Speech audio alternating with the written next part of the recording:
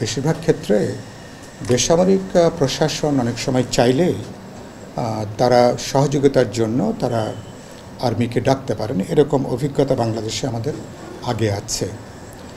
কিন্তু এরকম ম্যাজিস্ট্রেসি পাওয়ার দিয়ে বেসামরিক প্রশাসনের সাথে আর্মিকে দেওয়া এরকম ঘটনা খুব বেশি নেই।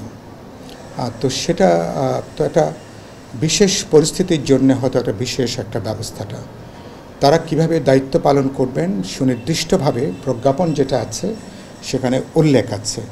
আমরা দেখতে চাইব যে তারা তাদের ওই সুনির্দিষ্ট দায়িত্বের ভেতরেই তারা থাকবেন এবং পুলিশের মধ্যে যে একটা আত্মবিশ্বাসের ঘাটতি তৈরি হয়েছে, ফলে পুলিশ ও আইনশৃঙ্খলা রক্ষাকারী বাহিনীকে পেশাগত দায়িত্ব পালন করবার ব্যাপারে তারা সহযোগিতা করবেন, তাদের আত্মবিশ্বাস ফিরিয়ে আনা সহ আইনশৃঙ্খলা পরিস্থিতির দ্রুত উন্নতির ব্যাপারে তারা কার্যকরী উদ্যোগ নেবেন। এবং আমরা দেখতে চাইব যে এই ম্যাজিস্ট্রেসি পাওয়ার এটা খুবই দায়িত্বশীলতার সাথে এই ক্ষমতাটা প্রয়োগ হবে, যাতে এটা নিয়ে জনমনে বিরূপ কোনো প্রতিক্রিয়ার জায়গাটা তৈরি না হয়।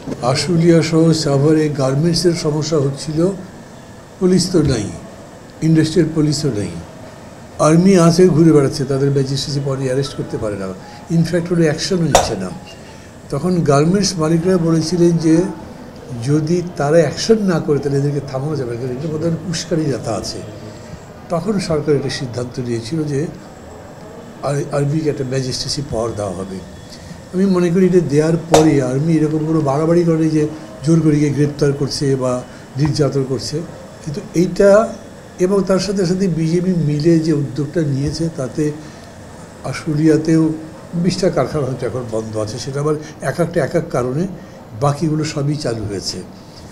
আমি মনে করি যে এই পদক্ষেপে মানে খুব বিরোধিতা করবার কিছু নেই, তবে এই পরিস্থিতিটা নিয়ন্ত্রণে এসে গেলে সামরিক বাহিনীর হাতে ম্যাজিস্ট্রেসি পাওয়ার না থাকাই ভালো মনে করি, যত তাড়াতাড়ি এটা তারা নিষ্পত্তি করতে পারে। আচ্ছা, আমি একটা কথা একটু বলি, যদিও সবাই বলেছেন, সেটা হচ্ছে যে মানে একটা খুব বড় মাপের চেঞ্জ হয়ে গেছে, তো এই চেঞ্জটাকে আমাদের নিজেদের অ্যানালিসিসও করতে হবে।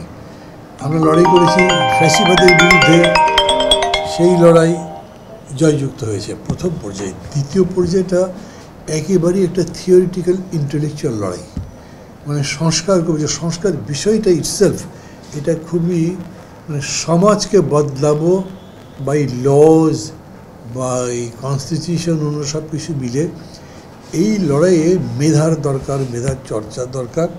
এবং সেই জন্যে আমরা মনে করি যে এখন ঠিক আগের প্রেক্ষাপটটাই, যে প্রশ্নটা আপনি করেছিলেন বিএনপির সাথে নির্বাচন বা কী কদ্দূর যাবো, এইগুলো এখন বিবেচনা করছি না। আমরা ভাবছি যে মানে সেই পরিবেশটা কিভাবে তৈরি হতে পারে যাতে নির্বাচন করা যায়, ওইটার উপরেই জোর দিচ্ছি। এবং সেজন্যই আমরা আমাদের নিজেদের জোটের কথা বলছি যে আমরা একটা কমন অ্যাপ্রোচ করতে পারি কি না।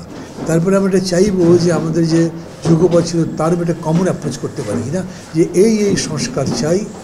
এবং তারপরে সংস্কার তো আরও লম্বা সময়ের, সারা জীবনেই সংস্কার চলবে, কিন্তু এখনকার মতো ফ্যাসিবাদ থেকে গণতন্ত্র উত্তরণের জন্য মানে একটা নির্বাচন যথাযথভাবে হবার জন্য এই সংস্কারগুলো হওয়া দরকার। সেই সংস্কারের ব্যাপারে আমরা যৌথভাবে কাজ করি। এখন এরকম না হলে মানে বিএনপিতে নির্বাচন করবো কী করবে তো পরের প্রশ্ন আসবে, সেটা বাদ দিচ্ছি না। তবে এই মুহূর্তে আমাদের কোনো যুগপৎ আন্দোলন নাই, সেরকম কোনো কেস নাই এই জায়গাতে।